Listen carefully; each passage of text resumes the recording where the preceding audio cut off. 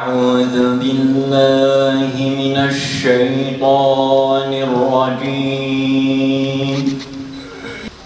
بسم الله الرحمن الرحيم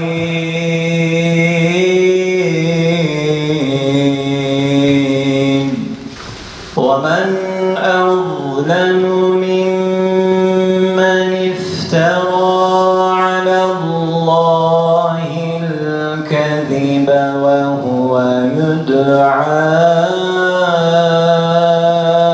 إلى الإسلام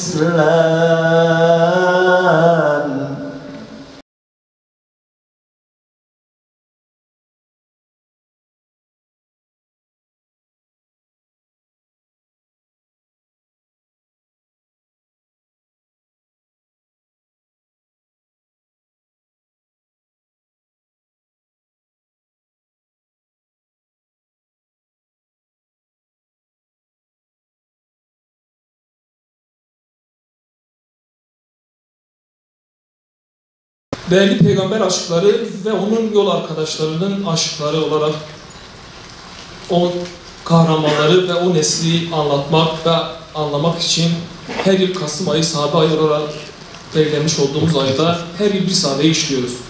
Bu sene Allah izin verirse Zübeyir bin Avvam'ı işleyeceğiz. Tabi sahabe nesli gerçekten de kahraman bir nesil ve örnek bir nesil ve günümüze kadar anlatıla kahramanlaşan bir nesildir. Ama her devrin kendine göre kahramanları vardır.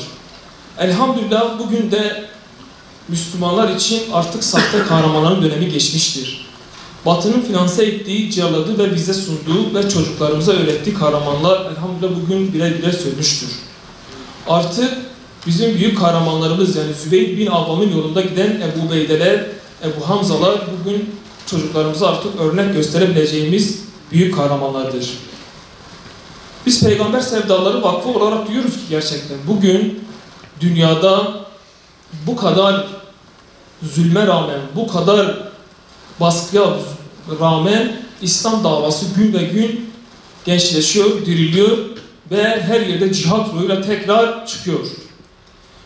Allah'ın izniyle yine dünyada özellikle bugün Kudüs'te, Filistin'de ve Gazze'de canlanan direniş tekrar Müslümanları diriltecek. Kahramanlarımız tekrar Müslümanlara örnek olacak ve o ashab-ı kiramın yolundan gideceklerdir. Şu an enkaz altında 6.000'den fazla kardeşimiz var. 13.000'i de katledilmiş. 20.000 kardeşimiz herkesin gözü önünde katlediliyorlar. Kolay bir şey değil. Böyle bir zamanda başka ne konuşulur? Yani sahabe konuşulur mu? Aile konuşulur mu? Yani biri bilemiyoruz. Ama sahabeyle şu hadiseyi, şu olayı herhalde birbirine bağlamamız gerekiyor.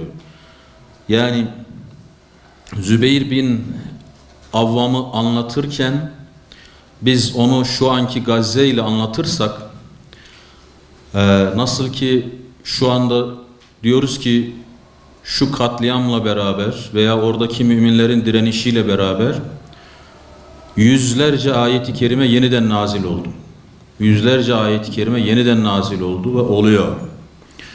Dolayısıyla ashab-ı kiramı Allah Resulü sallallahu aleyhi ve sellemin yanına indiren Mevla, onun yanına konduran Mevla, bugün de sanki o Filistin'de direnenlerin içerisine, o direnen yiğitler arasına ki 45.000 tane direnişten yani direniş içerisinde 45.000 askerden bahsediliyor. Hepsi Kur'an hafızı ve hiçbirinin kaza namazı yoktur diye söyleniyor. Ve diyoruz bunlardan daha fazla günümüzde sahabeye benzeyen birileri var mıdır diye düşünüyoruz. Dolayısıyla sahabeyi şu anda onlar pratik olarak, uygulamalı olarak bize anlatıyorlar zaten. Fakat biz de arada belki ipuçlarıyla hatırlayalım istiyoruz. Kur'an-ı Kerim'de sahabeler sürekli işleniyor zaten. Sürekli onlardan bahsediyor.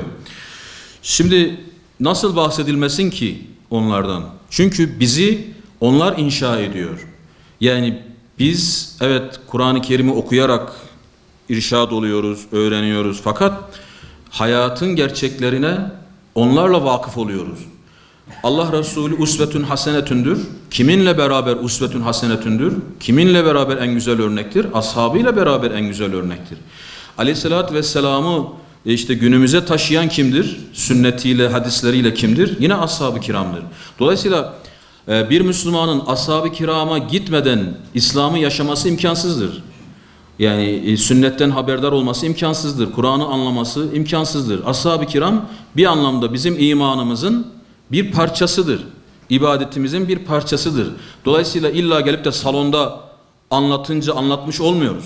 Salonda anlatınca görevimizi yapmış olmuyoruz. Zaten kıldığımız namaz ashabın bize aktardığı namazdır. Zaten bir ibadetlerimizin her köşesinde ashab var. Sahabe-i kiram var. Yani sahabe-i kiramı söylemeden doğrudan veya dolaylı olarak bir İslam'ı yaşamak mümkün değildir. Sahabe-i kiramı hatırlamadan zalimin karşısına dikilmek mümkün değildir. Sahabe-i kiramı anlamadan Yahudi'yi anlamak, azgın Yahudi'yi anlamak, tağutu anlamak mümkün değildir. Bu bir gerçek, hayatın gerçeği. Allah'ın ey Rabbimiz Allah'tır dediği için eza ve cefa gören, zulmedilen, yurtlarından sürülen, katliama uğrayan mazlumların, mustazafların Rabbi, yalnız sana sığınıyor ve yalnız senden yardım diliyoruz.